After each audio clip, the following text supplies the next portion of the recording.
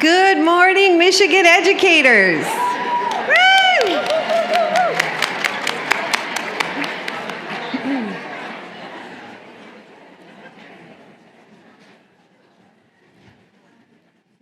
My name is Jen Saylor, and I am proud to serve as an Assistant Director for the Michigan Department of Education's Office of Educational Supports. It is my pleasure and honor to welcome each of you to the 2024 MDE Diversity and Literature Symposium, The How and Why of Literacy. With me this morning is Mrs. Denisha Rawls-Smith, who joined us at the department just this past Monday. And she is joining us as our new literacy manager, and we are excited to have Denisha on our team. Thank you. We have a full day planned with some awesome presenters from around our state and around the country, and I know we're all excited to get started. So to help us navigate the day, Denisha and I will share just a few brief announcements before handing the microphone over. I was just reminded, if you were not aware, there is a continental breakfast in the room behind me. So as you're making your transition, please feel free to grab something. That'll be there till around 10 o'clock. And if you've not already done so, please access the Sched app on your mobile device to view your schedule and resources for today's sessions. Any of our team members outside of the registration table can help you with access. And we understand there was an email that went out that had times listed in Central Time, but since then you should have received a correction, and we just want to note that we will be going until 4 p.m. today with Aoife Baeza for a full hour as our EndNote speaker. And throughout transition times today's symposium, we were pleased to share 2 slideshows here in our main session room. The first is a running scroll of Michigan educators who have completed letters, and the second are submissions from attendees sharing their experiences with books that have had a profound impact on their lives and the lives of their students. As we celebrate today, we thank you for sharing your accomplishments and stories with all of us.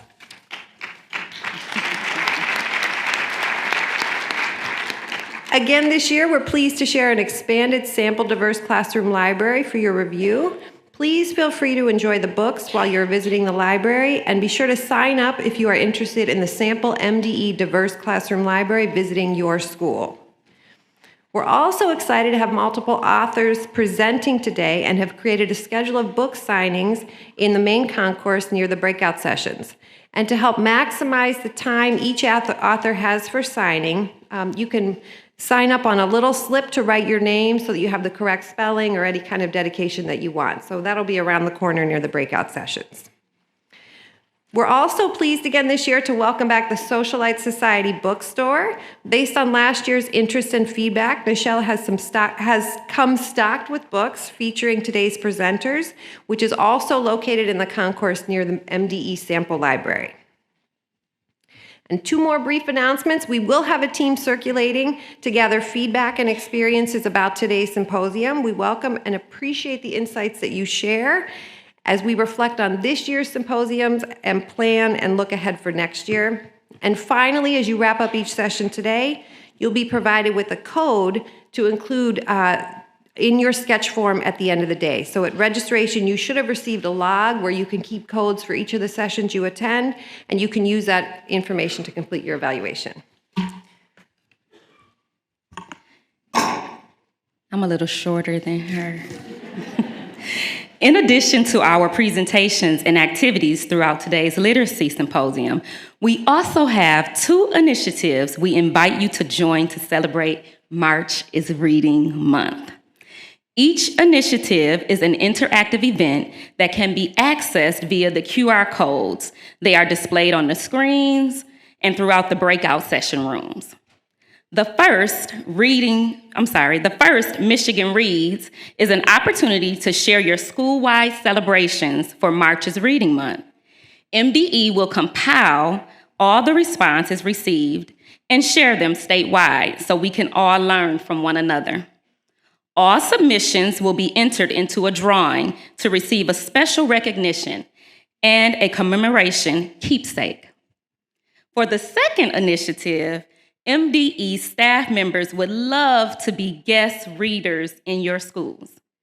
To request an MDE guest reader, please complete the guest reader request form. An MDE staff member will contact you to finalize the visit details. Visits will occur during the remainder of the current school year, 2023 to 24, and will continue into next year, 2024 to 25.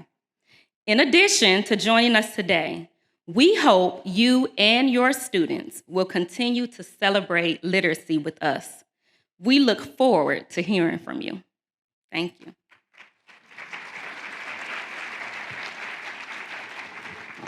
And as we transition to our opening session, we would like to acknowledge and thank many people who made today possible. First, with the guidance and support of our State Superintendent, Dr. Michael Rice, and the Michigan Department of Education leadership, we all have a vision for the how and why of literacy that sparks joy, imagination, and belonging for Michigan students. Dr. Rice is a champion of literacy efforts throughout our state and constantly reminds us that that is our why. Additionally, and again this year, the MiMTSS TA Center has been a partner in planning our symposium, and their steadfast commitment to literacy provides support for our how and our why of literacy.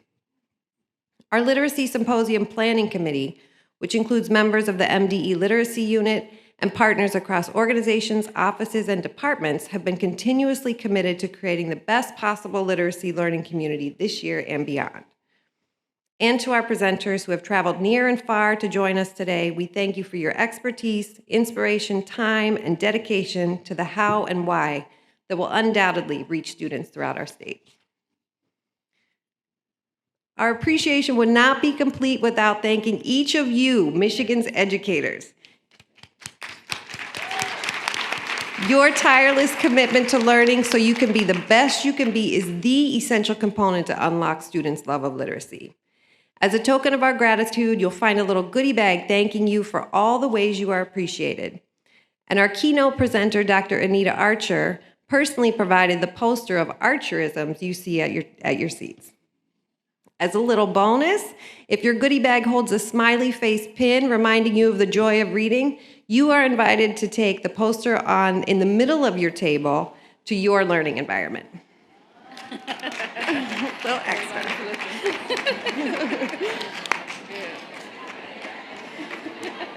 You knew that She was has it. one right there. I know, I love to see like this. Yeah, they're looking.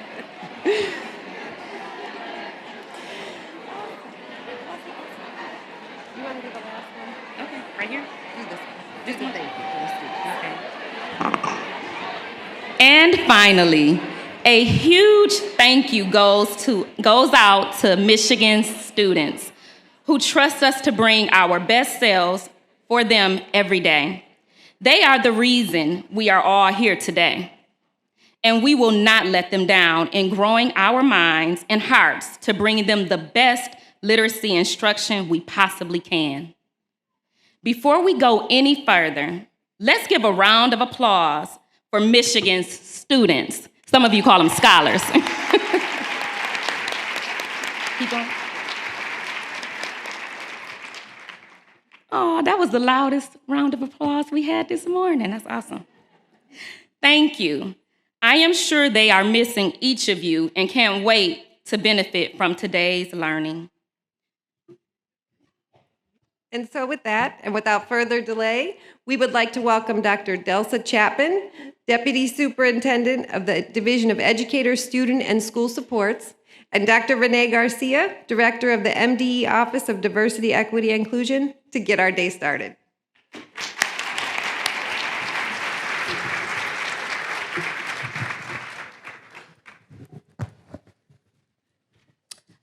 Thank you, Dr. Saylor. Good morning, everyone.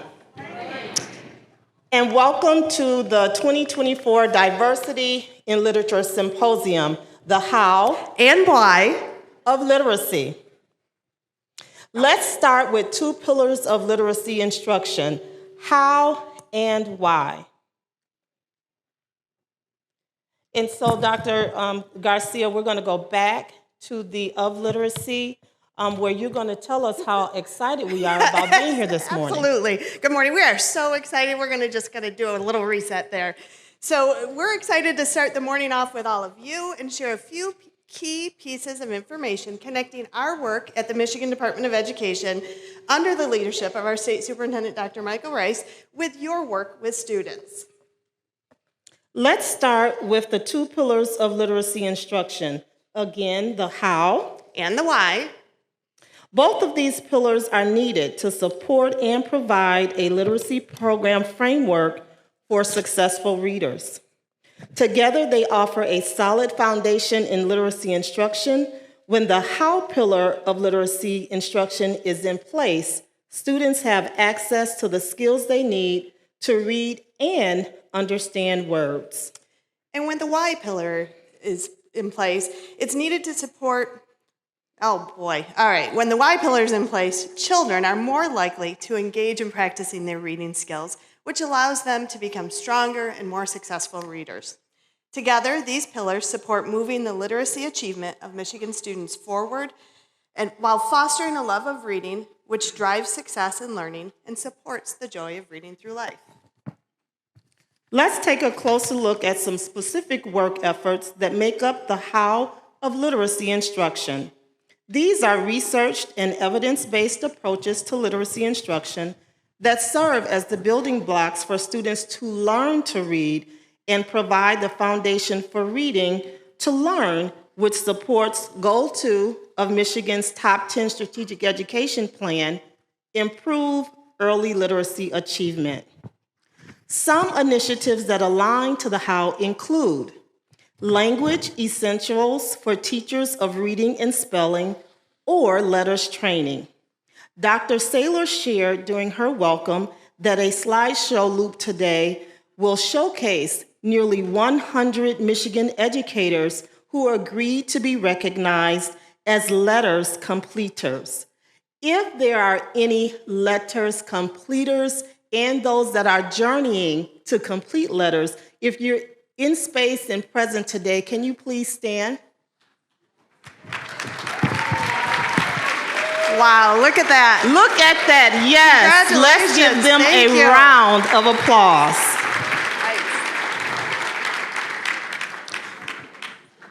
To our completers and to those that are journeying to complete letters from MDE, we say thank you, we appreciate you, and through you, we will continue to lift the message of the necessity of letters training.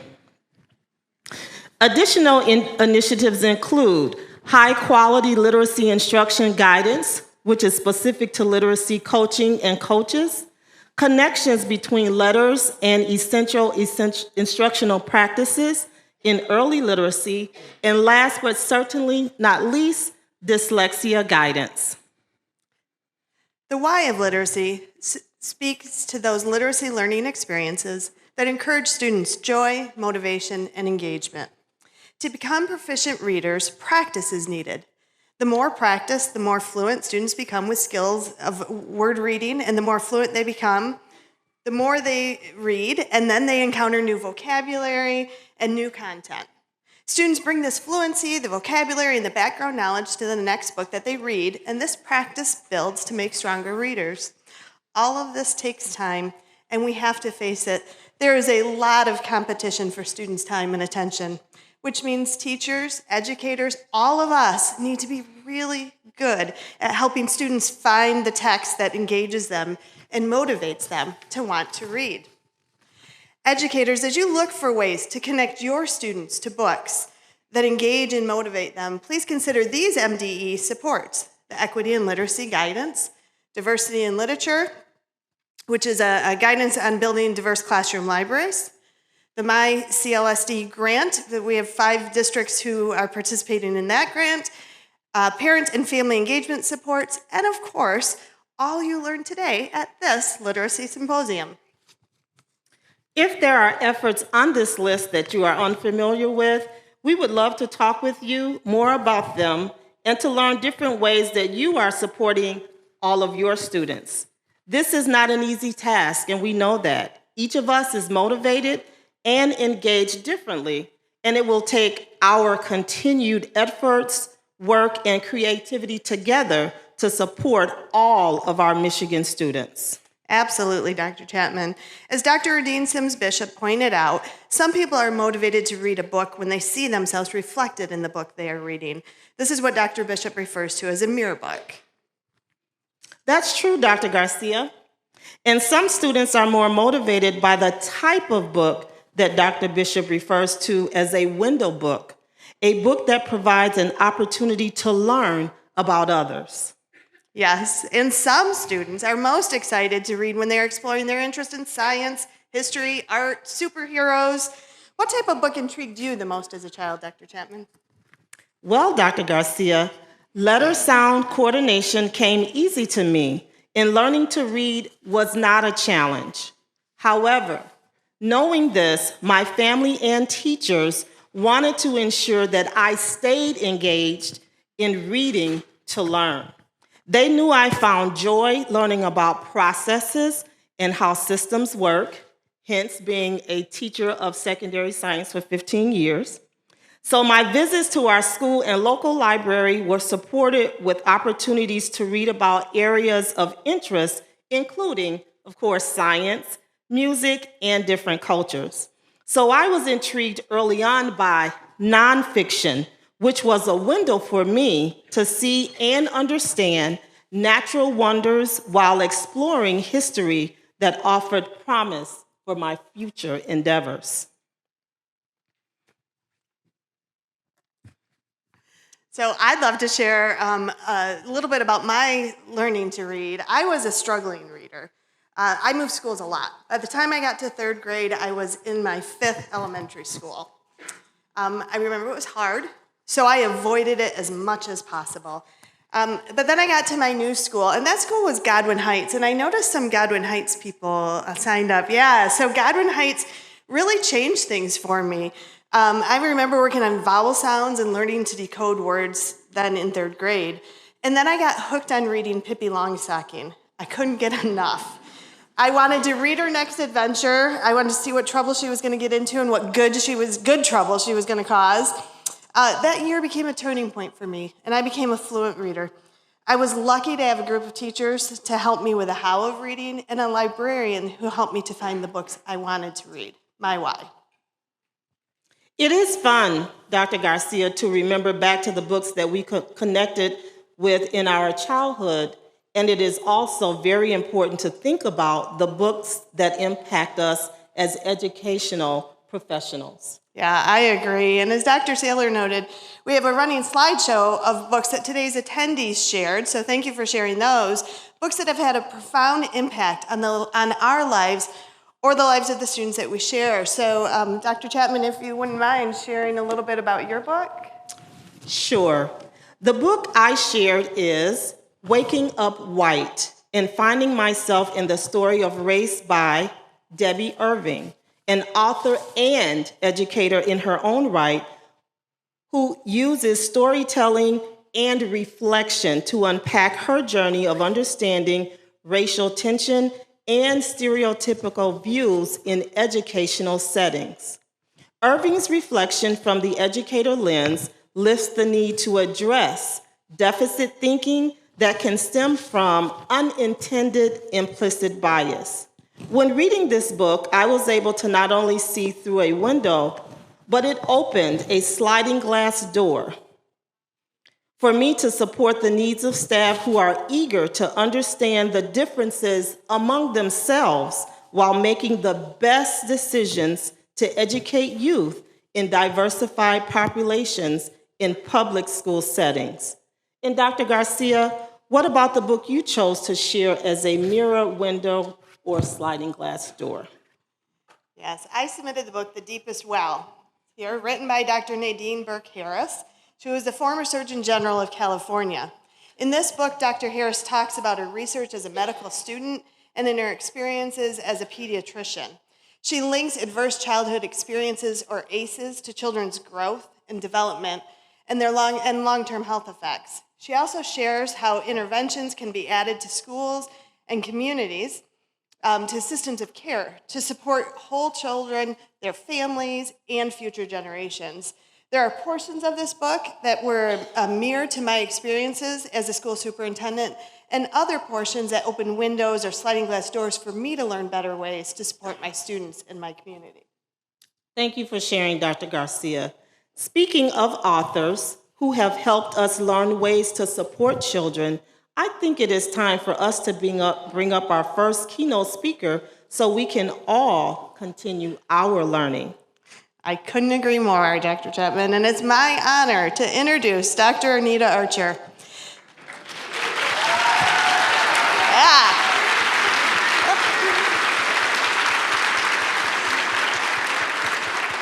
Let me tell you a little bit about Dr. Archer, although it seems like you already know. Dr. Archer is an educational consultant to school districts on explicit instruction, the design and delivery of instruction, behavior management, and literacy instruction.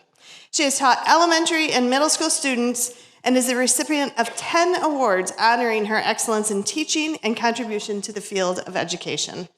Dr. Archer has served on the faculties of San Diego State University, the University of Washington in Seattle, and the University of Oregon in Eugene. She is nationally known for her professional development activities, having presented in every state over the course of her 40-year career. Dr. Archer is co-author with Dr. Mary Gleason of numerous curriculum materials addressing reading and writing and study skills. And now, with a warm Michigan welcome, let's put our hands together to welcome Dr. Anita Archer. Thank you.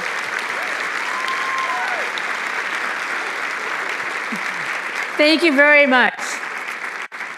So for the last 3 weeks, I was in Hawaii, forced to go there on a grant and to visit schools. I was in 13 schools, watched 72 teachers teach, gave feedback to 72 teachers, and demonstrated lessons in just miraculous schools. And then on Sunday, I was planning on Monday after my last school to fly here. And so I checked out the temperature. Now, in Hawaii, it was 71, and it was 71 here. I thought, whoa, this is great. I'll just transfer, no problem. But luckily, I'm from Oregon, and I went to Hawaii and warm clothes. Now, I need something.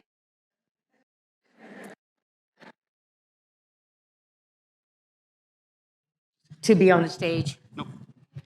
Okay, so I've never spoken from the stage, and because you as teachers need to have close proximity, eye contact. Last week, I even needed to combine the two. I had to have physical proximity and piercing eye contact. I mean, I'm an experienced teacher. I know what to do when someone's making like a poor decision. Whoa, okay, so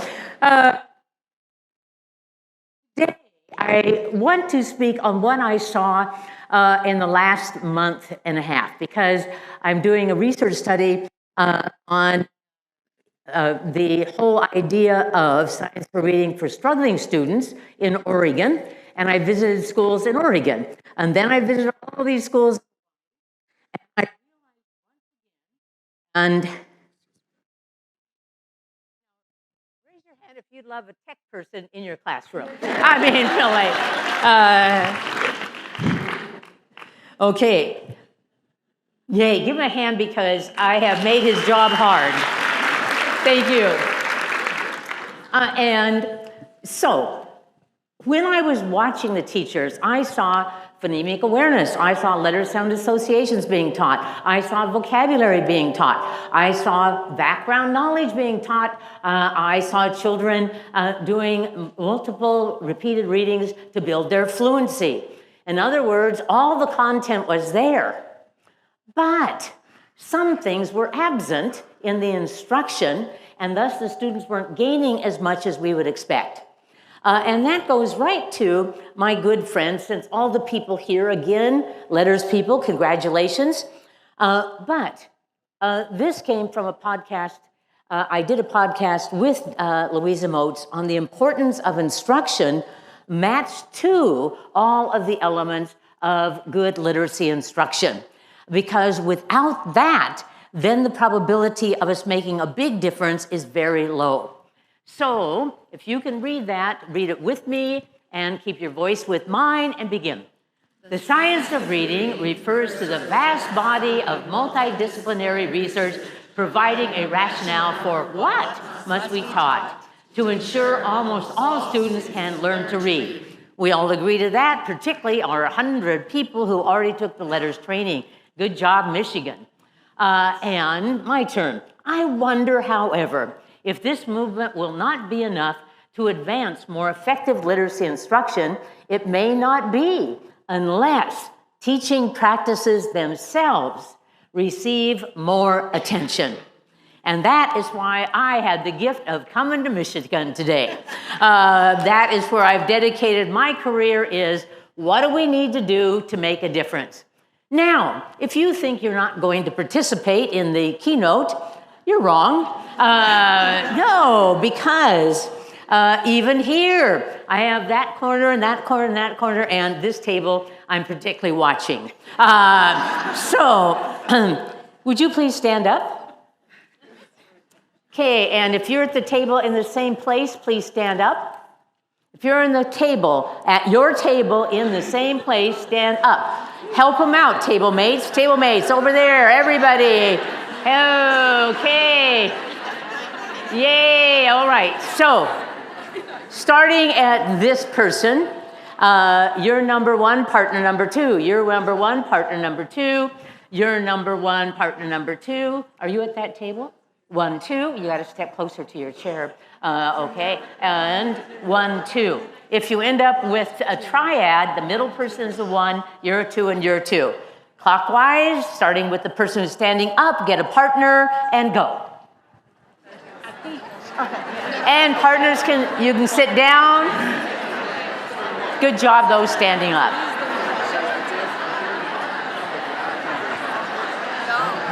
Hi. Okay, fall silent. Turn and stare at your partner. Raise your hand if you're a 1. And raise your hand if you're a 2. I don't see that corner. Raise your hand if you're a 1. Raise your hand if you're a 2. Raise your hand if you're a 1. Raise your hand if you're a 1. Oh. Okay, we are set to go. So, this is just a reminder about what each of us know, whether we're teachers or coaches or administrators, is the importance of elements of instruction that make a difference. And we all came to this conference with different viewpoints, except one's the same. And that is, every day in every school represented here, the outcome we're looking for is what, everyone? Learning and more, learning and more, learning and more, learning and more, learning and more, learning. Oftentimes, this is what I think we forgot. As we say, ooh, I've got to keep up with my pacing guide. I've got to teach this. I got to get through this activity. But all of that is for naught unless there is what, everyone? Learning. And we also know that what we do as teachers every day in every class is directly related to their learning. And this, to me, is something we've forgotten. Sometimes I've gone to schools and I get a lot of, well, that child's not doing well, but they come from public housing. They are poor. They are da-da-da-da-da. And I say, stop. We are not in the business of yeah buts. No yeah buts, no yeah buts, no yeah buts, no yeah buts, because it's my teaching that's going to make the most difference. And we have to constantly remember this. It is the quality of our teaching that brings about learning. And so we know this. We know that if I want you to learn it, you have to know what I want you to learn. I have to tell you the goal of the lesson. You know that I have to model things and have very, very good explanations with total clarity. And you know that I should have active participation. Like we say things together, we say things to partners, we write things down, we hold up our whiteboards. You know that we should give feedback to the students. When they make an error, we correct them. When they are accurate, we go forward with praise. We know that. We constantly need to monitor their performance, that we are there to look at them, to follow what they are doing, and then give them feedback. And we know that this is all coupled under the umbrella of excellent management. We make a difference. We make a difference in the outcomes by using what we know about instruction and know about learning.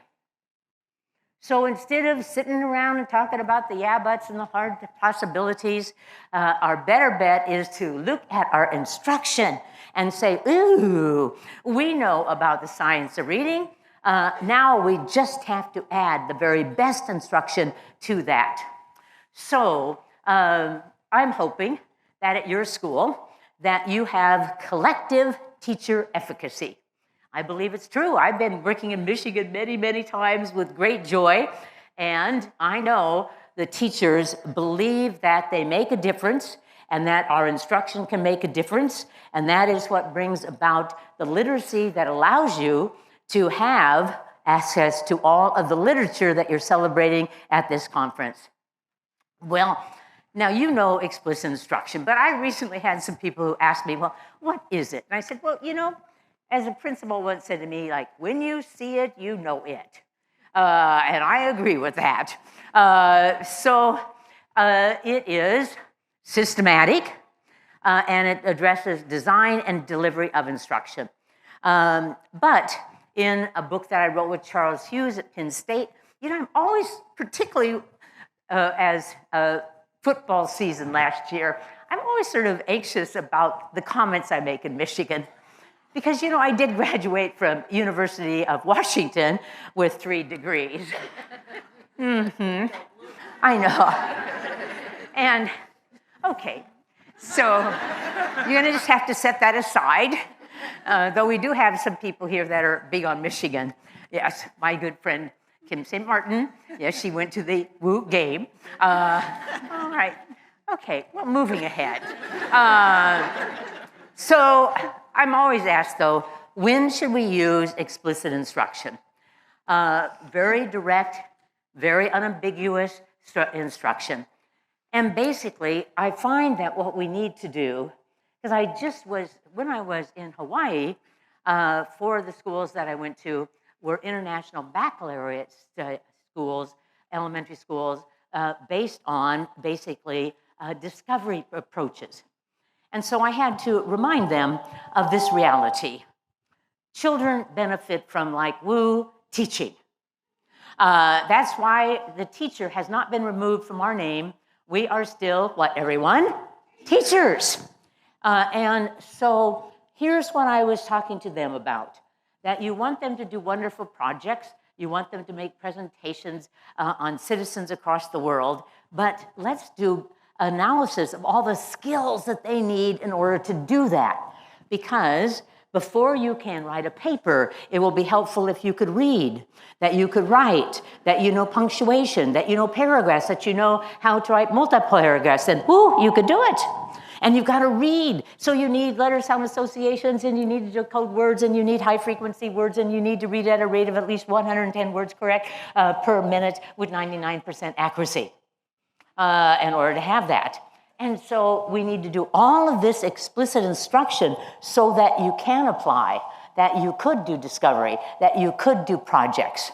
And that's what we cannot ever forget, that before any of those occur in our schools, it has to be preceded by excellent instruction on foundations. Raise your hand if you believe that this is true. Okay? That discovery is on a continuum, and it's not the beginning of the continuum. Ooh, no. You have to be very facile in order to get there. Well, basically we know that when you have little background knowledge, you would be benefit very explicit instruction. When you're a novice, raise your hand if you teach any novices. Oh God, that's what school's about. They come in high school to learn algebra. They don't know it. Ooh, a novice.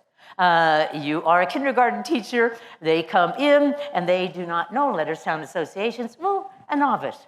And anytime content is new, and when there's a order that is necessary, and when they've had difficulty. So raise your hand if you happen to be a interventionist or special ed teacher, coach, or administrator. Well, now, here's a group who knows that the research would basically say if students are having difficulty obtaining things, they absolutely benefit from a very explicit instruction. In fact, here we have a special ed teacher, Sarah, and Sarah, there is not one validated curriculum for use with special ed students based on discovery. Because if they had discovered it, they would never meet Sarah. And so all of those products are very explicit.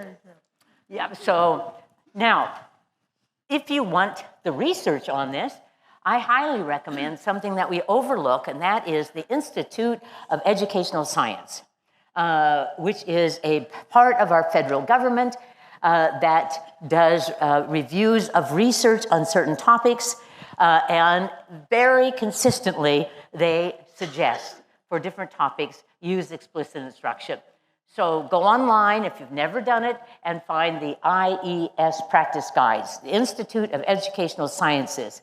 Woo, it's good.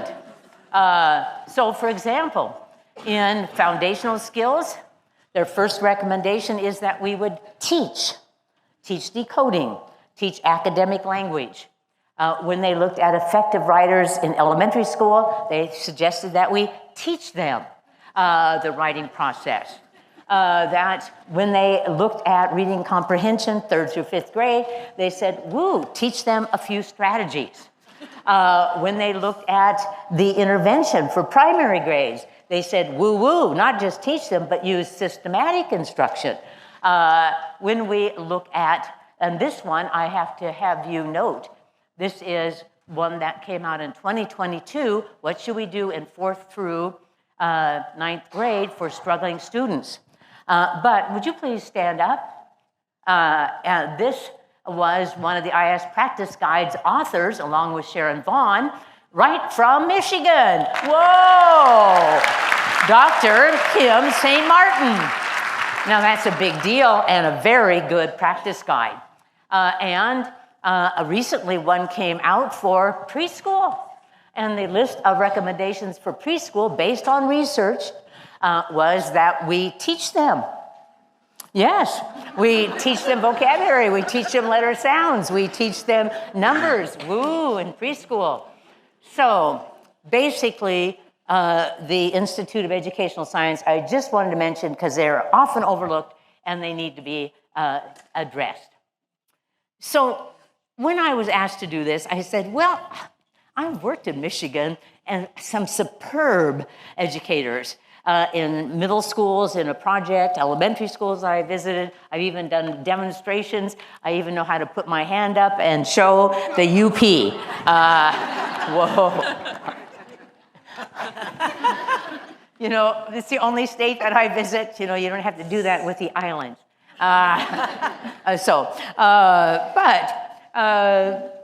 But I think sometimes it's useful for us to remember what we know so that we use it more consistently. It's just like the research on children that shows. I was working last night with Linda Diamond, my friend, who I'm doing a webinar in April on practice, and reminding us that this practice is useful and necessary, and spaced practice that is deliberate, practice that you have to retrieve information, practice over time makes a difference.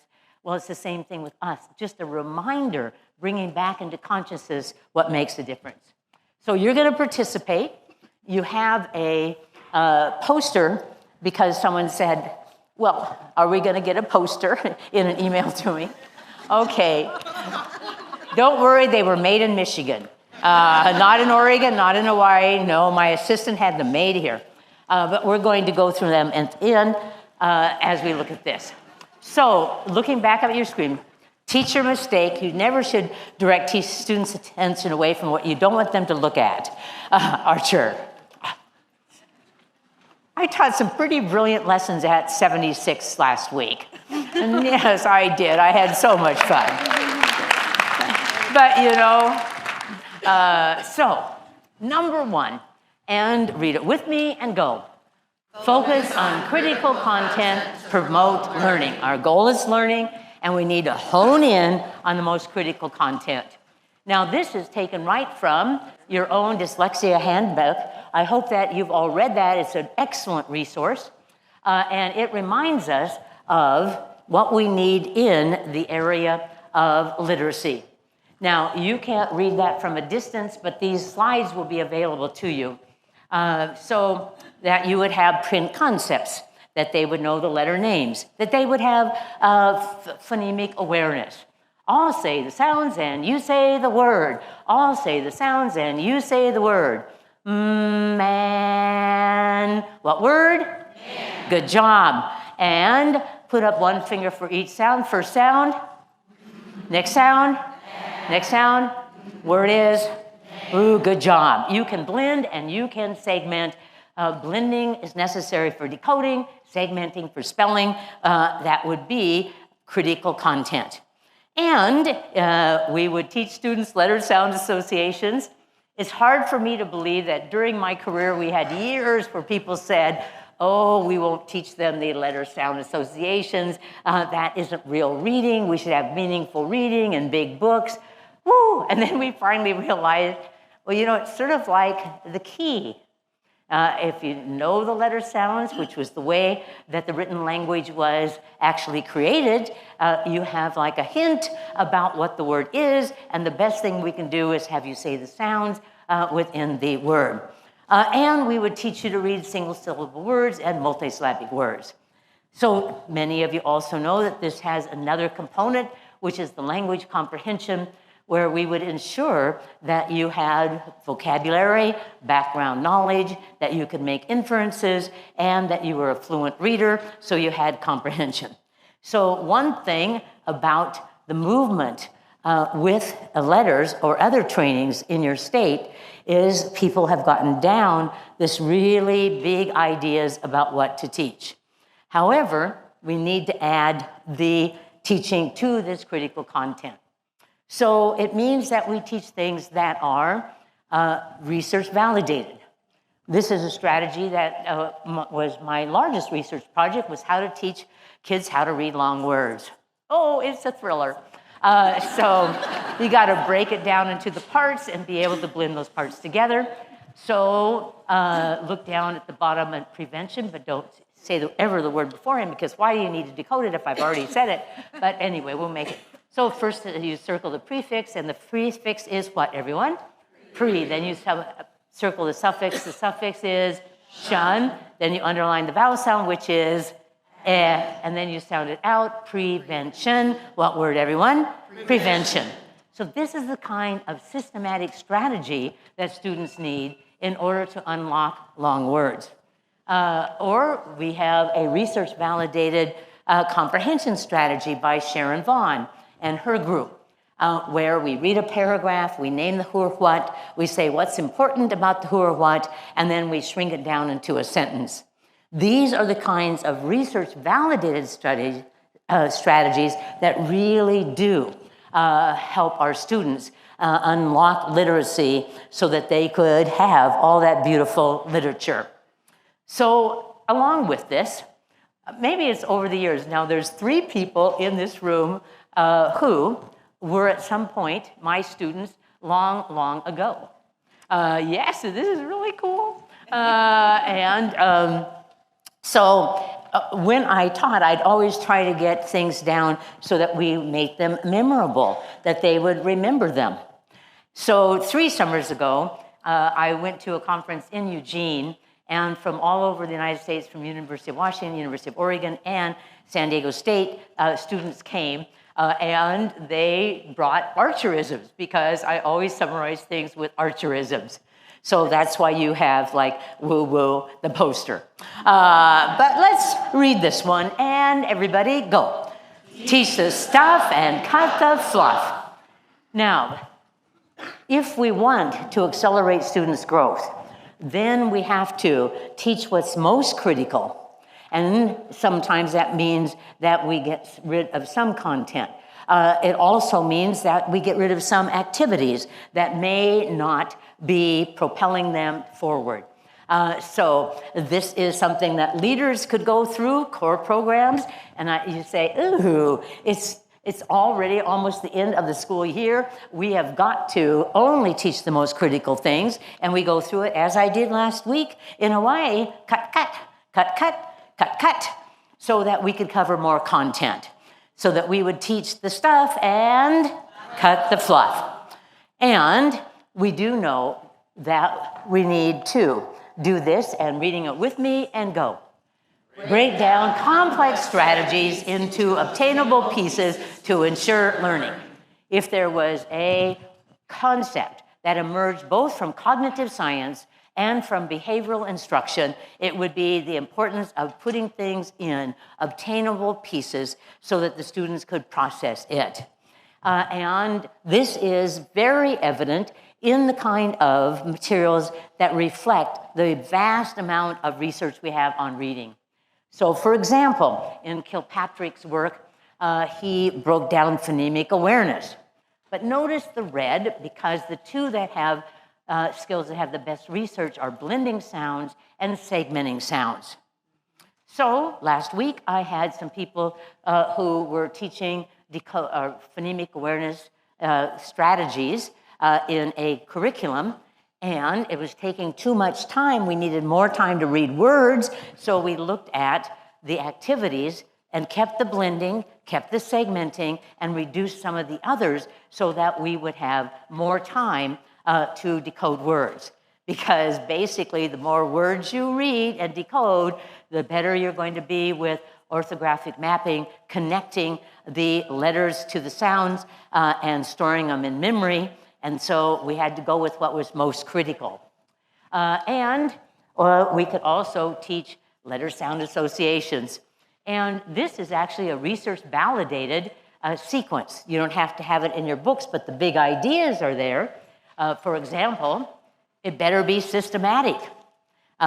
We have moved a long ways away from, oh, today in our story there happens to be the letter M. I'm going to just tell you that sound is Well, nope, much more systematic. And we want to go from high frequency to low frequency. We want to go from simple to complex. We want to go to separating things that are confusing. I just looked at one program that looked at B and D, and there was 42 lessons from B to D. They said, whoa, the kids had trouble confusing them. They don't anymore. They have done B so much that when they were introduced to D, they discriminated. So, and we teach words, decoding words, and also there is a sequence there that goes from easy to more difficult. So this one is a curriculum decision. What curriculum breaks it down into attainable pieces so that the students don't have cognitive overload? And I saw this last week because the students that in the schools that I was were pretty much 100% children of color, children that were immigrants, and they were speaking their second, if not third or fourth language. So we said, I could see it happening where there was too much information coming at the students that they could not actually process all of it. So they had cognitive overload. And raise your hand if you've ever faced cognitive overload. And today I'll try not to do that because you have excellent background knowledge, which reduces cognitive overload, so you have something cognitively to connect it to, you're fine. But here is something that I keep getting into these conversations about, where people say, well, you know, Nita, we need to teach students in a way that they have productive struggle. Productive struggle. So I'm looking at the research on teaching, and one of the things that emerges is the more successful you are, the more you want to put energy and effort into it to become more successful. This is true in your own life. That you do something and you get better at it, and you say, woo, I'm going to do more of it. True? Yes. So I'm having a hard time with productive struggle concept because I want to teach so well with breaking it down, teaching it so effectively that you get it. One day I was in a high school class observing a teacher, and he said, well, can you come tomorrow and teach? And I said, what do I get to teach? He said, the order of operations in algebra. I said, oh, yay. So I came in and I taught it. And afterwards he said, God, that's amazing. They got it. And I just wanted to remind him, that's like our purpose. They got it is the purpose. And so I want success. And not only that, we do know that motivation is a product of success. I often have administrators, particularly in middle school, say to me, Anita, our students simply aren't motivated. They were motivated, like before COVID, but now they're just not motivated. They're just not motivated. They're just not motivated. As if God said, motivated, not. Motivation comes from certain curriculum areas where you feel success, and thus you are able to extend your learning. So motivation is not going into, but going out of teaching. Well, anyway, moving ahead. So reading it with me and go. Provide quality, explicit instruction lessons that yield learning.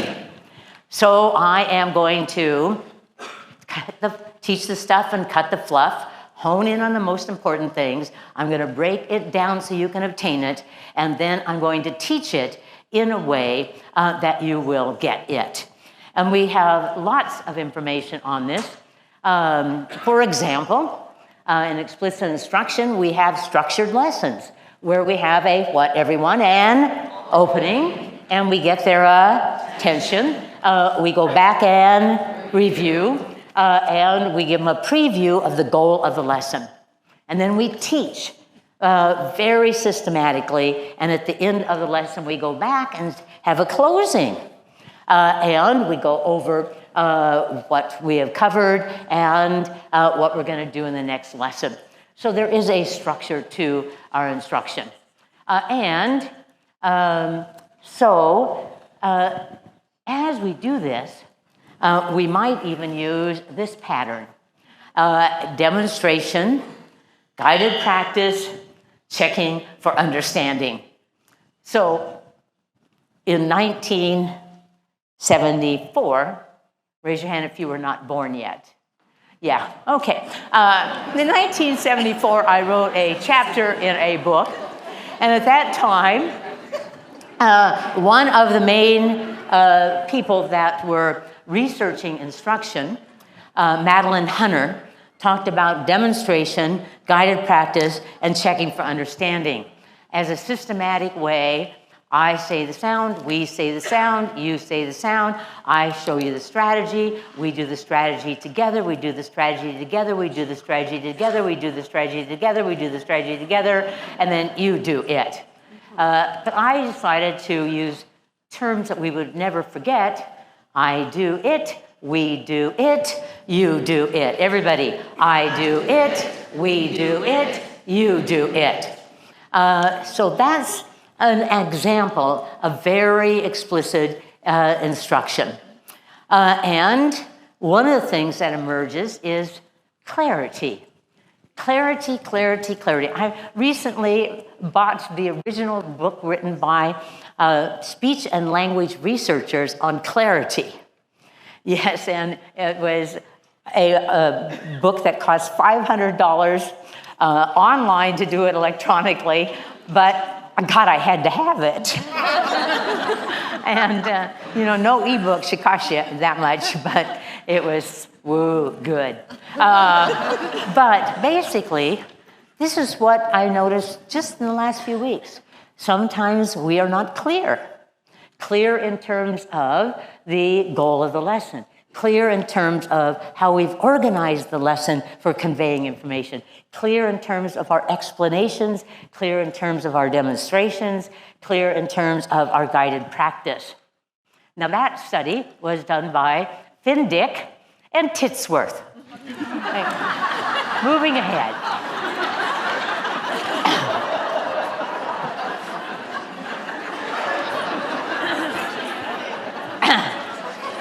See, in Hawaii, they didn't laugh. Go Michigan, yeah. Okay. And so for the 3 students that were my students in universities, they will know this because it was the motto of all the programs that I was engaged in. How well I teach equals how well they learn. And everybody, say it together. How well I teach equals how well they learn. There is sort of a similar view. How well they learn equals how well I taught. So it just reminds us when they didn't get it, then we need to look back at the instruction. Was it clear? Was it explicit? Did we have enough practice? What do we need to adjust? And it requires, in teaching a lesson, attention. And everybody read the sentence underneath that and go. What you think about is what you learn. This is the primary concern and result of cognitive science. The belief that what you are thinking about is what you learn. This is a great reminder to me because keep on target, Archer. Do not digress. What you think about is what you learn. Right now, they're thinking about those authors. And moving ahead. And everybody read ours for a goal. And everybody, you cannot come out without an outcome. It's so clever. Okay, we need work on it. But it does remind us we need to know where we're going so we can take the students to that point. So in terms of Archers, I do it, we do it, you do it. Everybody, I do it, we do it, you do it. Not too long ago, actually it was 2 years ago at Reading League, I went to the parents' meeting at Reading League. And all the speakers were to give suggestions to the parents. And finally it got around to me and I stood up and first of all I said, here's the big thing, parents. You and only you can be sure they get a good night's sleep, that they come to school, that they've had breakfast and have some lunch available. Period. We can't do that, you can do that, this is what you just do. But then I said, but there is one teaching strategy that might be useful. And that's I do it, we do it, you do it. Your son comes home and said, I need to learn these spelling words. I spell the word, we spell the word, you spell the word. And then I told him you can use it for other things like I wash the dishes, we wash the dishes, we wash the dishes, we wash the dishes, you wash the dishes for eternity. So it is useful transfer of what we do that makes a difference.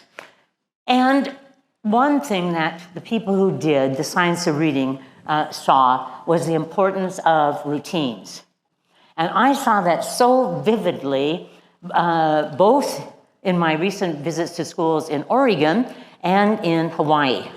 But in Oregon, I was watching an intervention group. And the intervention is a program that I wrote to teach students who were 3rd, 4th, and 5th grade who read at the 1st or 2nd grade level. And it was in February, and there was a group there, and the teacher saying, let's read this together. Then she said, and now read it to yourself. And a boy pointed to her script and said, no, in the routine, the next thing we do is say, read it to our partners, and ones go first, then twos. And I just sat there with this total joy, seeing what routines do. This child knew exactly what they were to do and was very comfortable telling the teacher that she missed a significant event there. So routines. Now, this is something that we've had in instruction forever, what I call an instructional cycle that sometimes is missing. And that's what I found last week, that when we're teaching, we give input. And after the input, we might ask a question or give a directive and have the student make a response. And after they make a response, we are monitoring them carefully and we give them feedback. Affirmation, corrective feedback, informative feedback, and we adjust the lesson. That this is the rhythm of instruction. Input, question, response, monitor, feedback, adjust. Everybody. Input, question, response, monitor, feedback, adjust. Input, question, response, monitor, feedback, adjust. Input, question, monitor, teacher mistake, let's try it again. Input, question, response, monitor, feedback, adjust. Input, question, response, monitor, feedback, adjust. Input, question, response, monitor, feedback, adjust. And that really summarizes excellent instruction from preschool to high school. As we give some input, we want to firm up and verify they're with us and have them rehearse the information. They make a response. We then give feedback and we adjust the lesson based on that. So this gives us and takes us to the whole area of the delivery of instruction. And I will tell you, raise your hand if you are a principal, assistant principal, administrator at a building level. Raise your hands high. Okay, yay, yay. But if you ask me, what is the thing that would be best in a turnaround situation where we really wanted to up our achievement, I would tell you, start with this. And reading four with me and go. Actively involve all students in responding throughout the lesson, making learning visible. This is the one thing that we need to really work on at our school site to make a difference. Because we do know that as the responses go up, so does on-task behavior. As the responses go up, so does academic learning. As the responses go up, behavioral problems go down. And if you're an interventionist, it is one of the best ways to increase the intensity of intervention. And so we know what we need to do. And this is all of the kinds of responses we could elicit. I just went through and marked the ones that I'd seen recently. For example, looking at the top, they could say things together, unison core responses. You know that the research actually shows that in elementary school research, if we significantly increased the unison responses, that one change would significantly increase achievement because students would be rehearsing the information. And we could have partners. Now, the only problem with partners is what I saw. It didn't matter what state I've been in, and that is there's always someone who dominates the partnership. So when I was in Hawaii, this principal came up to me and said, you know, Anita, have you ever heard about the hogs and the logs and the cogs? I said, no, I've missed that one. And he said, well, as we watched, you noticed that there were some hogs in the class who wanted to say all the answers, who raised their hands like this, who were trying to take over everything, and always started all the partners. I said, yeah, we noticed. And raise your hand if you've ever seen a hog. future teachers of America.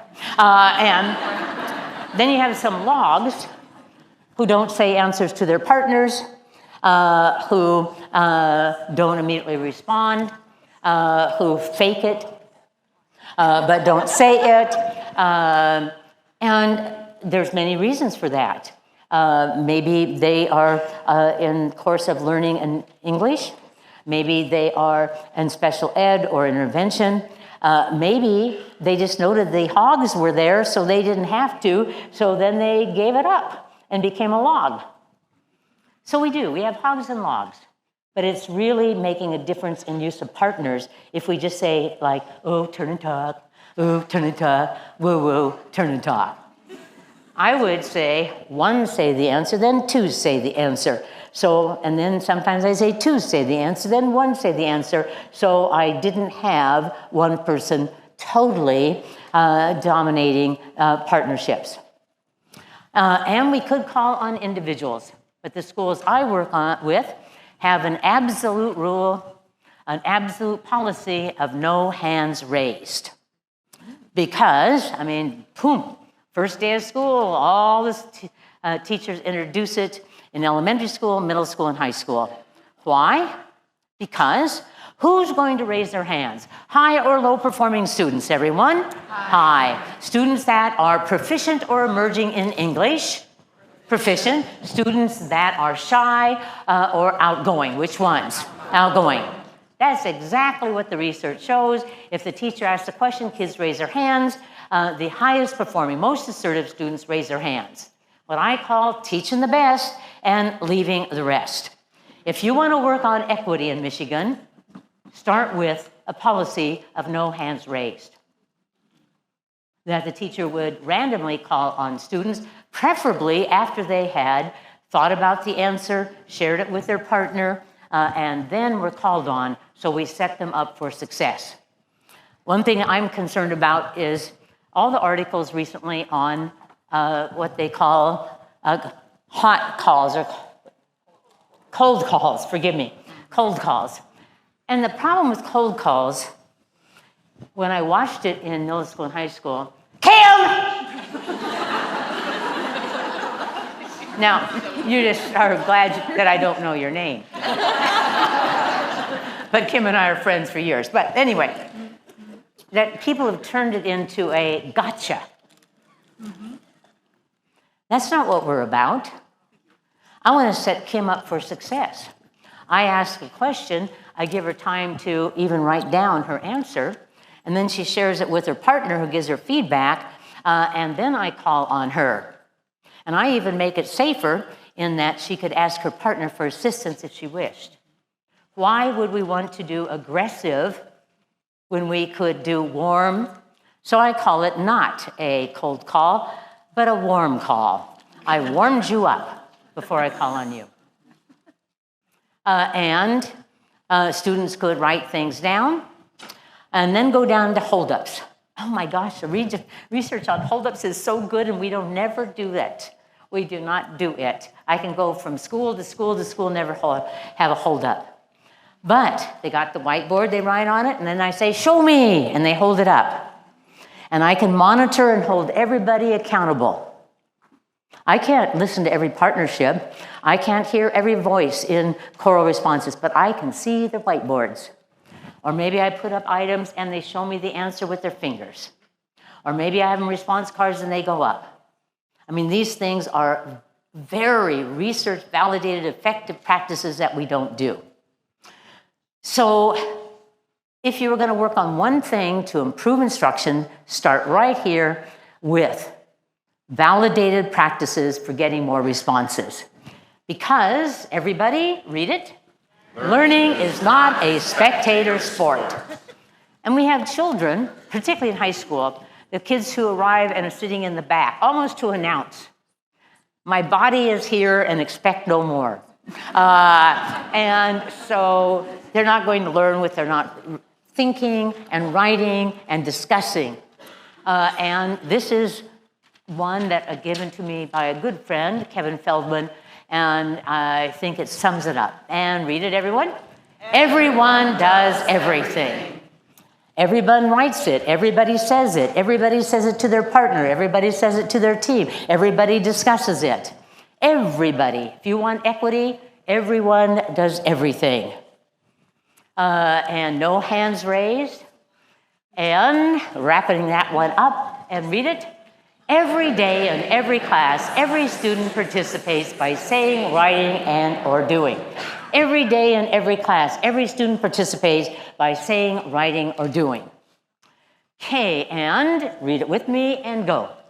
Carefully monitor students' responses, adjusting the lesson as necessary to ensure learning. So I have to be totally present in the class. It is an act of mindfulness. I have to notice the students. I have to watch what they're doing. I have to watch what they're looking at. I have to watch where their eyes are. I just read a study that showed that the eye contact with students when we teach, it's why I'm not up there, is so critical. It is a connection to them that connects us cognitively. Whoa, eye contact. Why is that important today? Many teachers are teaching to students who have their backs to them. And so this is a little difficult room to teach in, to keep you all present, but you're doing a very good job. Woo, though I do feel like, wish I could levitate. Then I'd be a really good monitor if I could levitate. But we need to be present, listening always to their responses, looking at their responses, so we can adjust the lesson. And when they are writing or with their partners, we want to monitor. We want to walk around, look around, talk around. Walk around, look around, talk around. Not just walk around. We saw a lot of what I've called California cruising. And I will tell you, this reduces behavioral problems just by my presence. But if I'm going to look at this, I need, nice notes. Oh, excellent, yes. Nice handwriting with a good slant. Yeah. So I walk around, look around, talk around. And number 6, read it with me and go. Provide affirmative feedback, specific praise, informative feedback, and corrections to support learning. And let's just hone in on corrections. Raise your hand if you're a primary teacher, K1 or 2. Here's what I was asked last week. I don't want to correct any errors of my students because it might reduce their enthusiasm and think that they were less able. And I looked at that teacher and I said, let me tell you this. What will make them feel bad about themselves is not learning.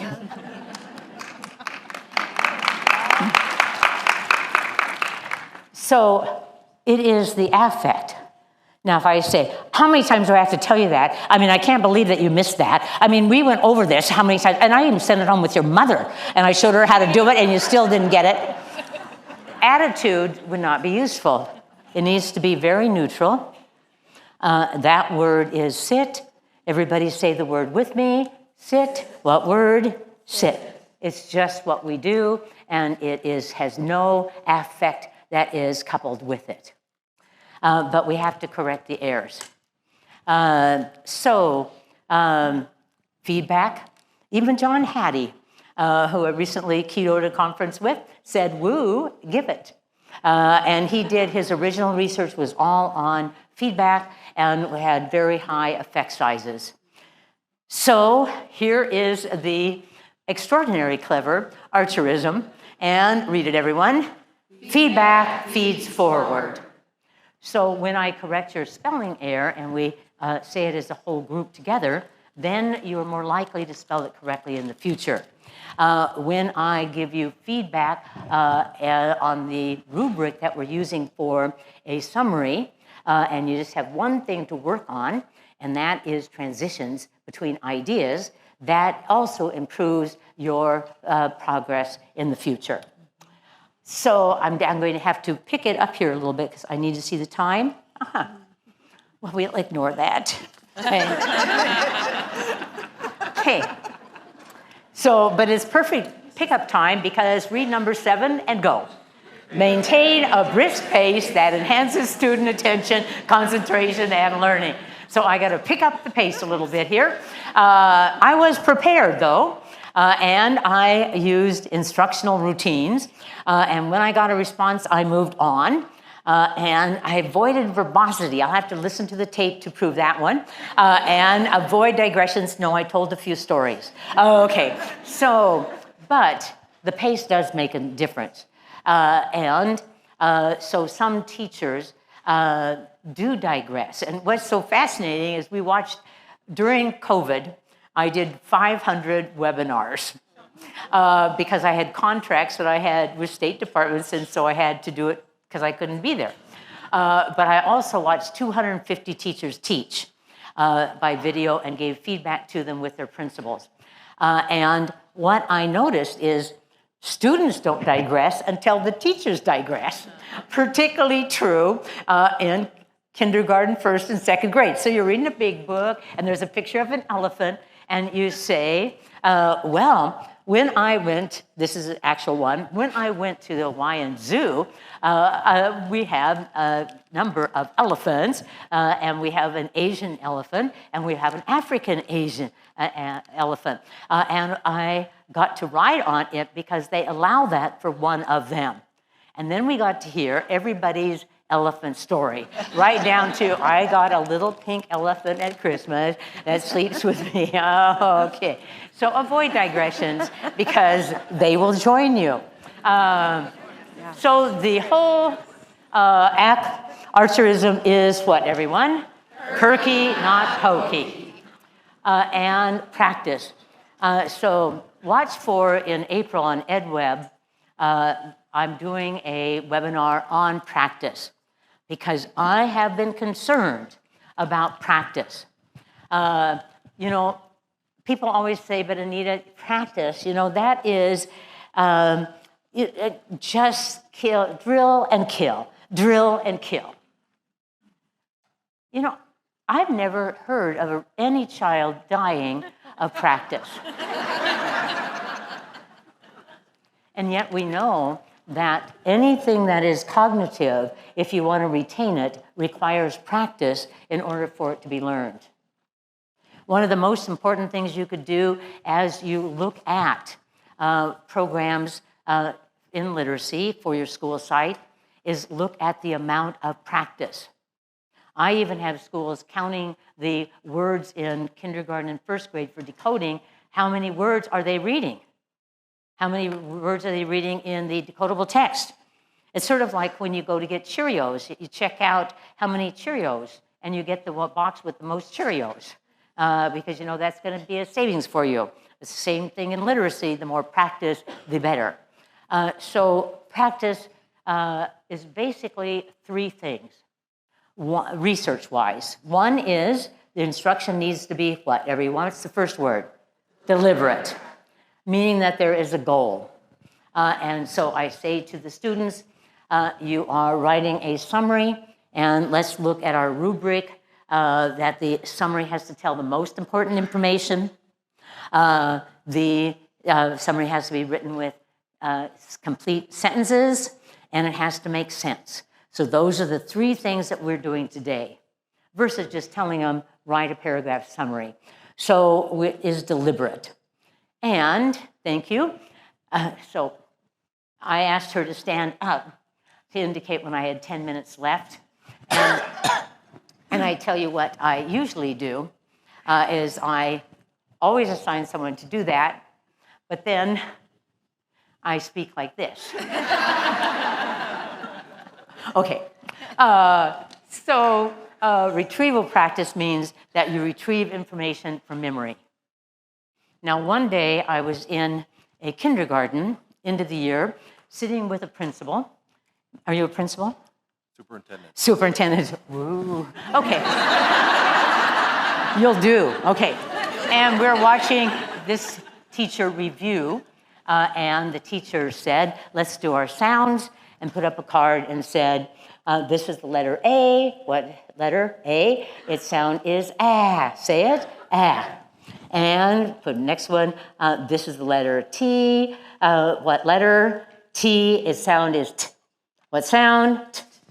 And the superintendent wrote down, ooh, excellent job reviewing and maintaining the content. And I said to the principal superintendent, let's step out into the hall. And we reviewed retrieval practice, because retrieval practice is where you have to bring it up from memory. You've been taught it well, you can do it well, now you need to retrieve it.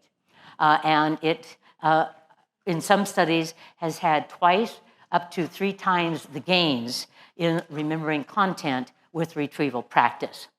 So I went back in the room and I said, can I do that review? And so I said, I held up the letter A and I said, what sound? Everybody? Ah. Oh, I need everybody. Ah. I need everybody. Ah. Oh, I still need everybody. Ah. Good job. Okay, in other words, be tenacious. Then I put up the letter T. This, I said, very fast, say it. What sound? And so the superintendent got the difference. When they know it, have them retrieve it. When they know it, have them retrieve it. When they know it, have them retrieve it. Okay, and space practice over time. Turn the pages and say, that vocabulary word, that's important. Not all of them are that we taught, but that one is, did it ever come up again?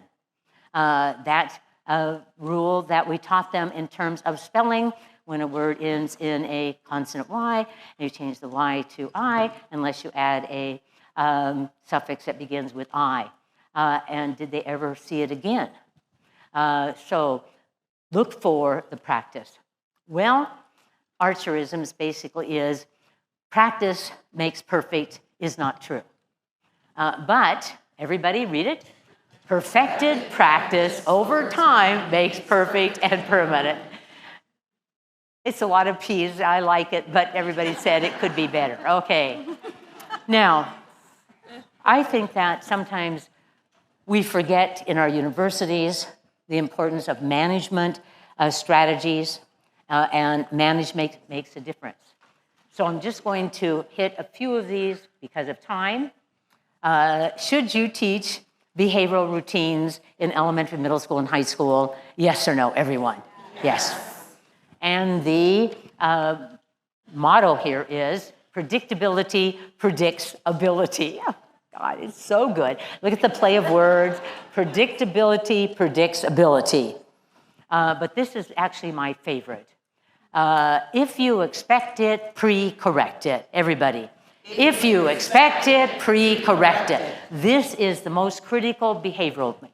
So they're coming into a high school classroom, and we are going to be utilizing some equipment. Is it possible that high school students might touch the equipment? Yes or no? Yes.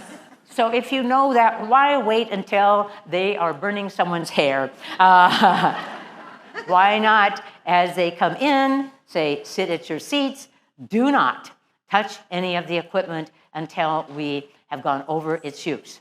So we can't do it. So one day, I was at Foods, a grocery store in Portland, Oregon, near my house. And I watched this mother who had a child in the cart, and he kept pulling things off. And just getting so upset. And I said, did you expect this? Every time we come, he does the same thing. I said, okay, I see you often here. I come on Wednesday, and I do that because I'm old and they have 20% off. And so you don't come always on Wednesdays. What day do you come? She said, on Tuesdays. So I said, how about come next Wednesday? I'll meet you outside. And so I modeled for her. If you expect it, pre-correct it. So we went through, when you're in the store, there's certain things that you're going to get to touch, the favorite cereal and the favorite bread. That's it, though. And If you touch other things, then we'll just take the cart outside, we'll go home, and later I'll come back on my own. Oh, if you expected, pre-corrected. It was like a miracle, a miracle. It was the best pre-correction I've ever given. And now the mother comes on Wednesdays. So now, this I don't have to remind you to, but I do, that let's put this with having the best relationships with the beautiful children of Michigan, whether they're here, or in the UP. Let's be kind. So, in conclusion, you say the red, in every class, in every lesson, we're going to focus on the what, everyone? The critical content. In every class, in every lesson, we're going to break down complex strategies. And in every class, we're going to give quality, explicit instruction. And we're going to involve all students, no hand raised, have them say things to partners, have them say things together, have them do hold-ups. And we are going to constantly monitor students' responses so that we can provide them feedback. And we're going to do it with a brisk pace. And practice and retrieval practice.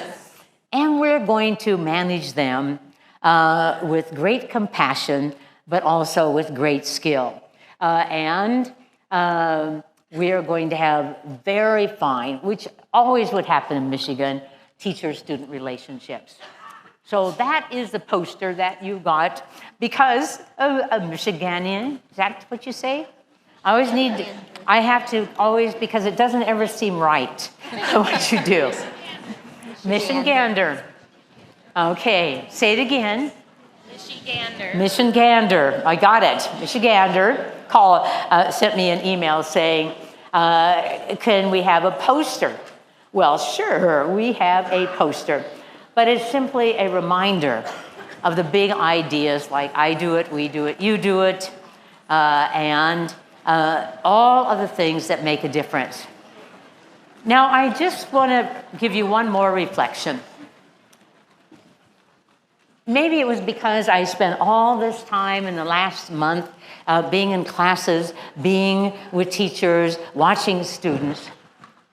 And I was reminded of the fact of what we do on a daily basis clearly affects students' lives. And sometimes we forget that is a gift that we are given and a moral obligation to fulfill. Because in terms of literacy, I see children who, in middle school, are afraid to come to school because they can't read. I see students in high school who are dropping out because they can't read. I am working with a very good friend on a prison project where 80% of the students in federal prisons are functionally illiterate. And we have to, way back in kindergarten, first and second grade, remove those barriers. And it is why we gather here today to be with really fine people, having a very important mission for a critical outcome, and that is literacy that allows literature for all. Thank you.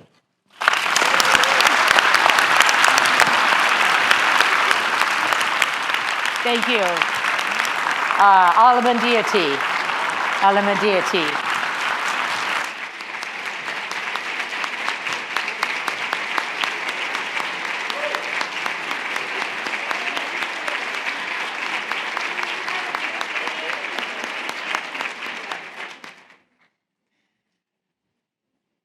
Thank you, Dr. Archer, for sharing your wisdom and your no yeah buts love for children with all of us this morning. You have been one of my personal educational heroes for many years, and I would like to take a moment for all of us to again explicitly thank you for your archerisms and all you have done for us.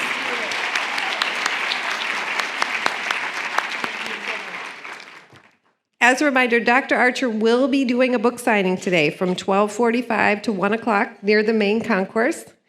And then also during the transition this morning, you can visit Michigan's Poet Laureate Nandi Comer and author Aoife Baeza, who will be doing our endnote. They will be doing their book signing during our transition time today. One quick note, I got word that one of our QR codes at the diverse classroom libraries is not working at the moment. I also got word that Google and Adobe are working on it, so just know that that is happening behind the scenes, but you'll have it in your Sched app. So at this time, we are going to be transitioning to our morning breakout session. So please enjoy your learning, have a wonderful morning, and we'll see you back here at lunch.